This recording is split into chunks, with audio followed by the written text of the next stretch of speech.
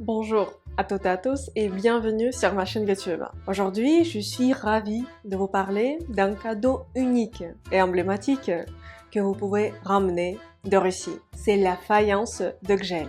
Ce type d'artisanat est l'un des plus célèbres de l'art traditionnel russe. Dans cette vidéo, je vais vous plonger dans l'univers du Gzhel, de ses créations à son développement actuel. Si vous appréciez ce contenu, n'oubliez pas de mettre un pouce en l'air, de vous abonner à ma chaîne YouTube et de me suivre sur mes réseaux sociaux pour ne rien manquer de mes prochaines publications. Commençons tout d'abord par comprendre qu'est-ce que c'est que le Gzhel. Le Gzhel est un artisanat traditionnel russe caractérisé par une peinture spéciale sur céramique et porcelaine. Cette peinture utilise principalement trois couleurs: le blanc, le bleu clair et le bleu foncé.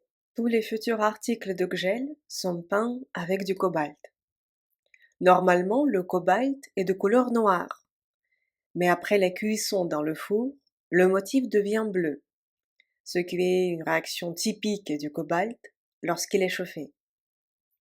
Mais d'abord, il faut fabriquer l'objet lui-même.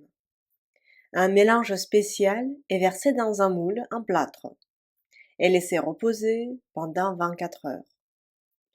Ensuite, les moules prêts sont retirés et séchés pendant 8 heures. La dernière étape, avant la peinture, est le contrôle de qualité. Pour repérer plus facilement les fissures, les articles sont trempés dans une solution de peinture rose. Après un examen minutieux, la marque de fabrique est apposée. C'est la garantie de qualité. Ensuite, les articles sont peints avec du cobalt et recouverts d'émail. Il semble, à premier abord, que le dessin disparaisse. Cependant, lors de la cuisson, l'émail devient transparent. C'est notamment grâce à l'émail que la peinture ne perd pas sa couleur et ne s'efface pas. Aussi, comme nous l'avons vu précédemment, le cobalt noir devient bleu après la cuisson. Maintenant, découvrons l'histoire fascinante du Gzhel.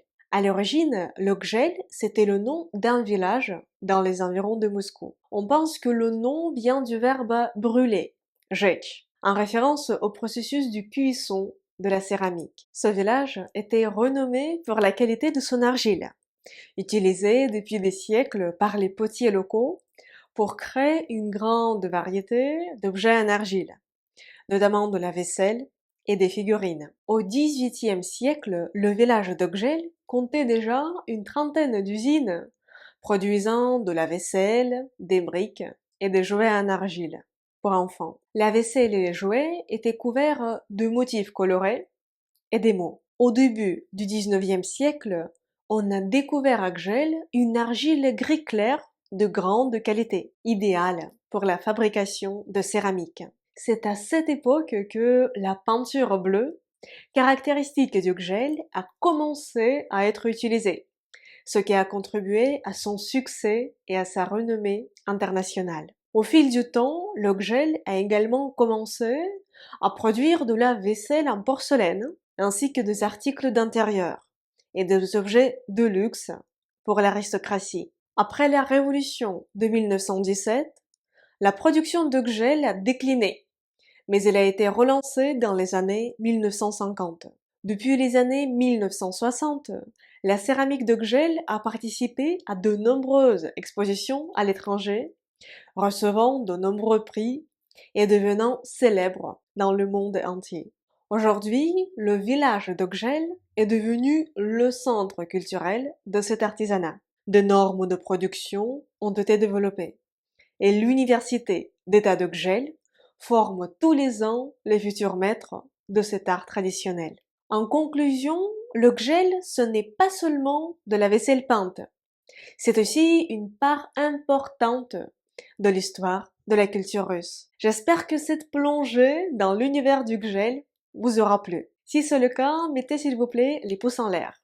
C'est très important pour moi et pour les algorithmes de YouTube. Mettez-les maintenant s'il vous plaît, pendant que vous y pensez. Merci beaucoup. Спасибо большое.